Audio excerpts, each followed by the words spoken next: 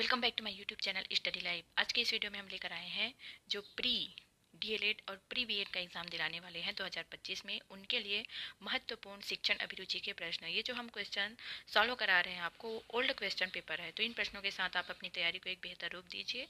तो चलिए इसी के साथ बढ़ते हैं वीडियो की ओर और देखते हैं हमारा पहला क्वेश्चन। तो पहला क्वेश्चन है, यदि आपको सामान्य विद्यार्थियों के साथ एक दृष्टिहीन विद्यार्थी को भी पढ़ाना पड़े, सामान्य को तो हम पढ़ा ही रहे हैं, तो इसके साथ अगर एक दृष्टिहीन विद्यार्थी को भी हमें पढ़ाना पड़े तो आपके द्वारा किस प्रकार का व्यवहार प्रदर्शित करने की अपेक्षा होगी। आप किस प्रकार का व्यवहार करेंगे उस बच्चे के साथ। सहानुभूतिपूर्वक उसकी देखभाल करेंगे, किसी भी प्रकार का अतिरिक्त ध्यान नहीं देंगे क्योंकि अधिकांश विद्यार्थी प्रभावित हो सकते हैं।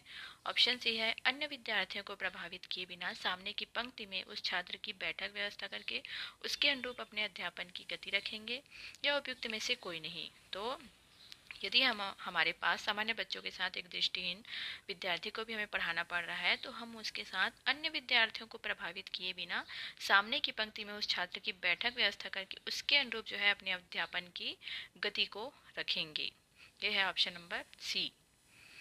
नेक्स्ट है, कक्षा के भौतिक वातावरण को बेहतर बनाने के लिए निम्न में से किसे महत्व देना चाहिए। कक्षा का जो भौतिक वातावरण है वो किस पर डिपेंड करता है, तो किसे महत्व देना चाहिए हमें। वायु प्रदूषण पर नियंत्रण, ध्वनि प्रदूषण पर नियंत्रण, उपयुक्त दोनों, या उपयुक्त में से कोई नहीं। तो इसका आंसर रहेगा ऑप्शन सी, उपयुक्त दोनों। मतलब वायु प्रदूषण पर भी हमें नियंत्रण रखते हुए उसको भी महत्व देना है, और ध्वनि प्रदूषण पर नियंत्रण इसको भी महत्व देना है।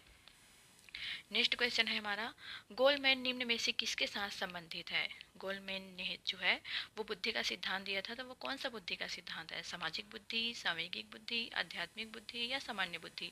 तो गोलमैन ने दिया था सांवेगिक बुद्धि का सिद्धांत, तो इसका आंसर रहेगा option number B. Next question की ओर हम चलते हैं। नेक्स्ट क्वेश्चन है हमारा, शिक्षण सामग्री के रूप में ब्लैक बोर्ड को किस श्रेणी के अंतर्गत जोड़ा जा सकता है। जो ब्लैक बोर्ड जो हमारा महत्वपूर्ण शिक्षण सामग्री है वो किसके अंतर्गत आता है। श्रव्य सामग्री, दृश्य सामग्री, श्रव्य दृश्य सामग्री, या उपयुक्त में से कोई नहीं। तो ब्लैक बोर्ड। तो देखिए, श्रव्य सामग्री मतलब हम उसे सुन सकते हैं, केवल सुन सकते हैं, और दृश्य सामग्री मतलब केवल उसे देख सकते हैं, और श्रव्य दृश्य जिसमें हम देख भी सकते हैं और सुन भी सकते हैं।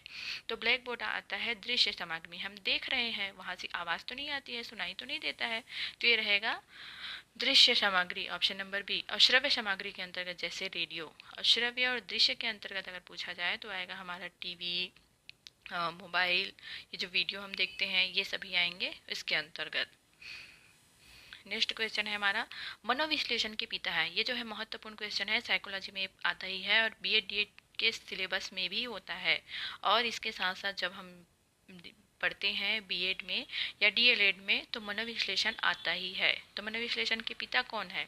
एरिक्सन, जीन पियाजे, ब्रूनर, सिगमंड फ्रायड। तो मनोविश्लेषण के पिता हैं Sigmund Freud, option number D. Next question है, किसी विशेष क्षमता का हम लंबे समय तक उपयोग न करें। हमारे पास कोई विशेष क्षमता है और अगर हम लंबे समय तक उसका उपयोग न करें तो ये क्या हो जाती है। कमजोर, मजबूत, कम महत्वपूर्ण, या अधिक महत्वपूर्ण।